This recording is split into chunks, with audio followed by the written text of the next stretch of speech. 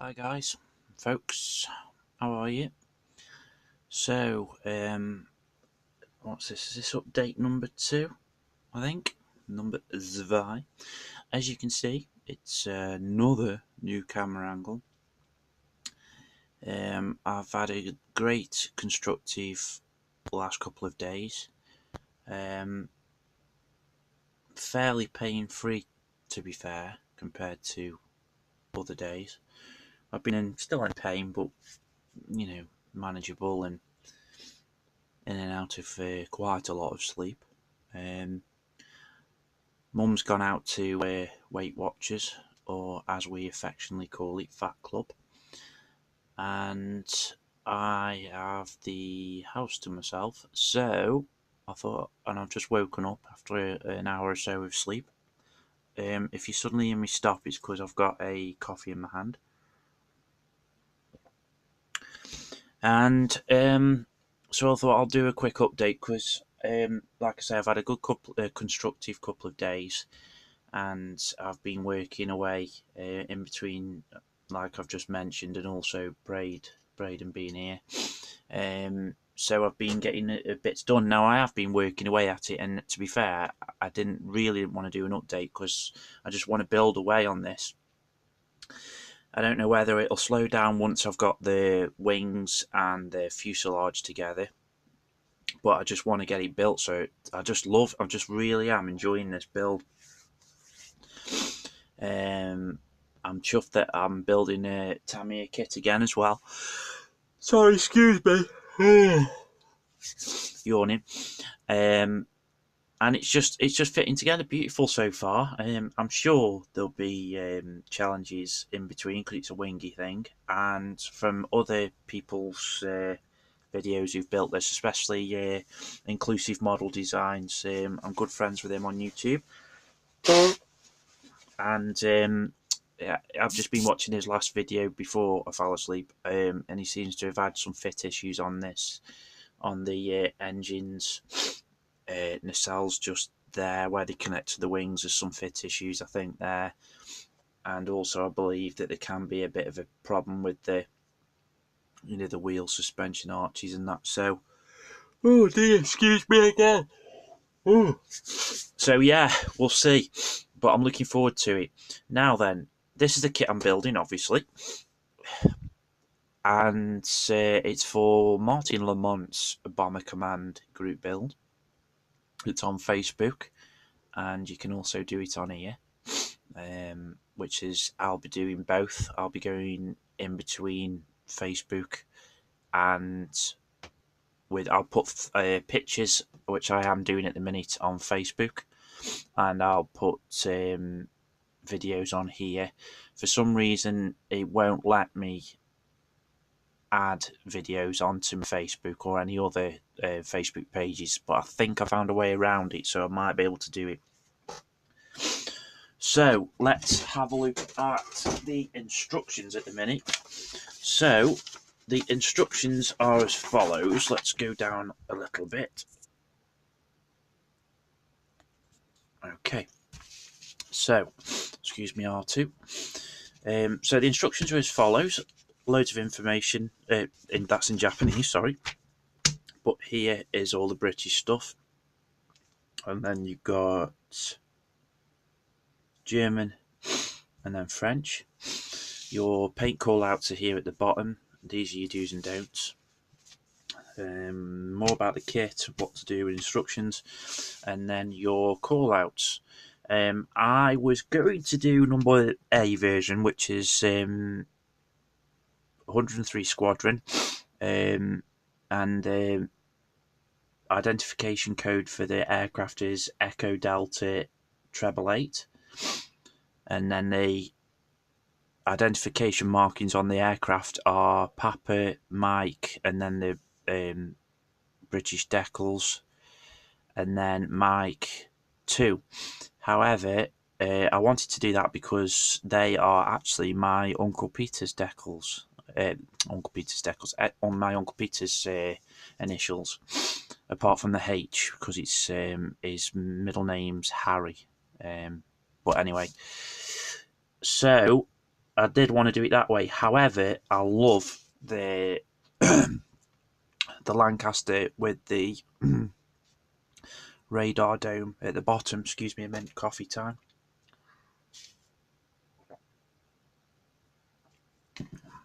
So I've decided I'm going to do this one, and there's also quite a lovely little decal of a lovely little lady on the side of the plane as well. So I'm now doing aircraft registration November Golf 347, and it's from 424 Squadron. And the aircraft markings are Quebec, Bravo, and then the British roundels, and then Papa. So that's the one I'm going to be doing.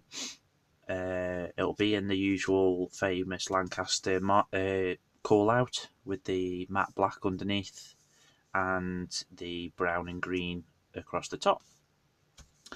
Okay, so I have not doing the pilots because my aim for the story is the Lancaster has just landed after a mission, and it's as though the pilots have literally just left the aircraft and are in the middle of walking back to the barracks and the accommodation.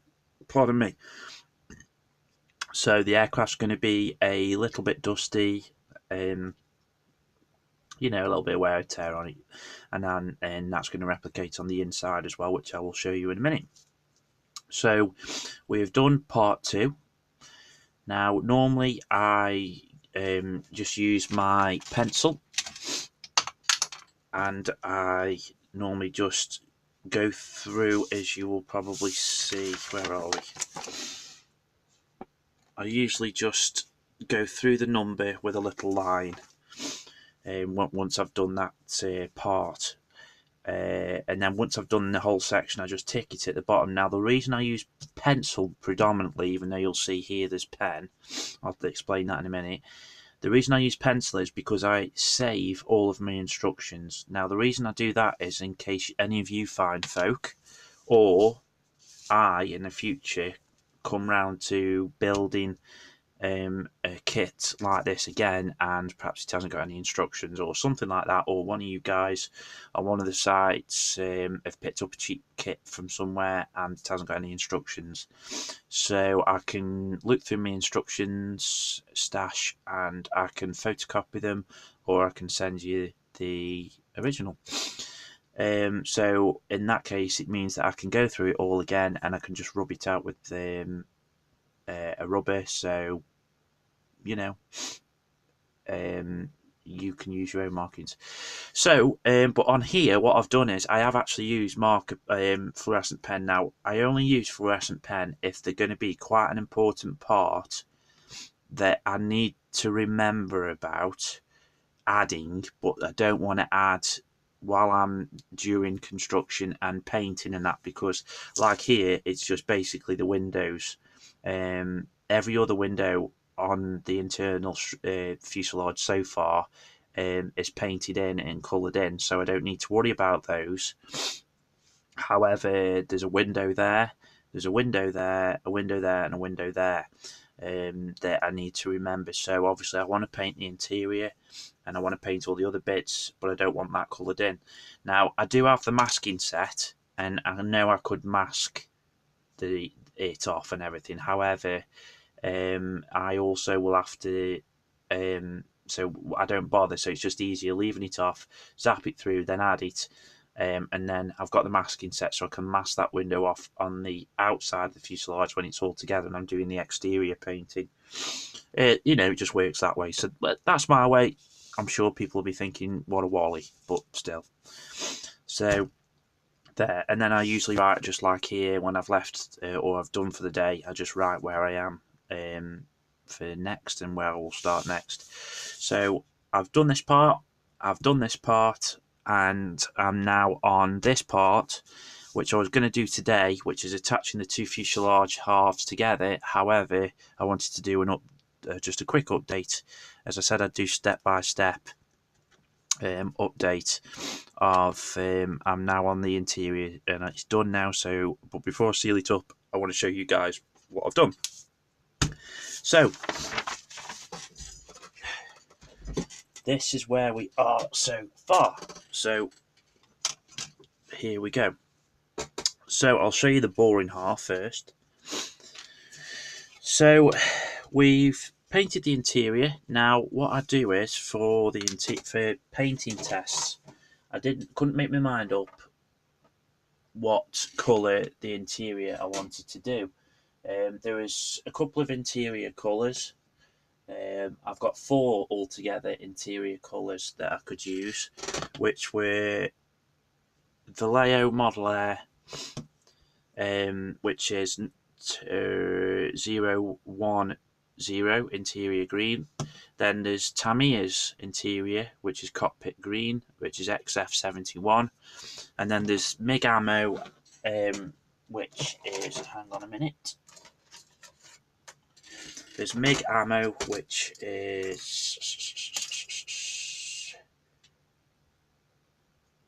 interior green, which is 219, and then there is another green which I wanted to try, which was olive green, which is Tamiya's XF58. Now then, what I always do is I always paint test, if I can, on these, which is plastic spoons. Number 1, the plastic. Number 2, they are the shape that they're at. So it gives off all different sort of shapes and that. So it'll give you different aspects of, light and the way that light hits, different ways the colour looks under different angles and that. And then I just tend to write on the handle what it is, and then I gloss over it just so it seals it in, and also I can see what it looks like under a gloss coat as well. So I did all my paint tests on my spoons. That one wasn't properly dry.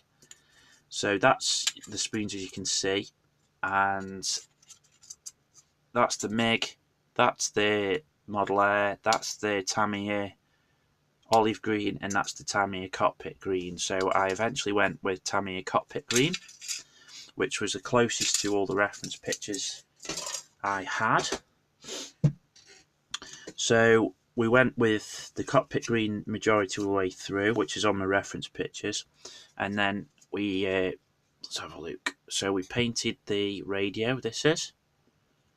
Which was this part here, and here is really well detailed. I was going to add some wires and things like that, but if you look, let me just see if I can get another light on, because then you might be able to see just a tad bit better. I'm not saying you will, but you might if. So if you look here, there's some wires that are actually in the mouldings, and so I wasn't going to add any. There's 2 bits here which are decals, so I added them on. They sat down really nicely. They were really thick at first, but they sat down just right. So that was that. I dry brushed over all the markings here, and this is in fact XF1 flat black. So then I dry brushed over with my metallic go-to dry brush colour, which was Humbrol's Metallic 56. So that was that. And there is actually no Eduard photo etch on that. And then we come on to the good parts, the good side and the more exciting side. And for this we used this set, which is the Lancaster FE371 Lancaster interior set. And yeah, it's lovely. It really is a lovely little set. You've got the panels. Let's see if I can get a little pencil here because my battery's running out. So you got your panels here. There's a panel there at the top. I don't know if you can see that. There's a panel at the top there, and then you've got a panel here. Not that you can see.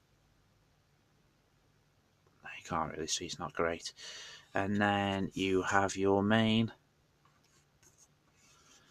Can't really get it on at all, really. It's not very good, is it? If you just, I don't know if you can see here, is the main cockpit, the main control panel here, which again is lovely, really. It really is a lovely. I wonder if I could show it upside down. There we are. Still not very good, is it? Hang on a minute.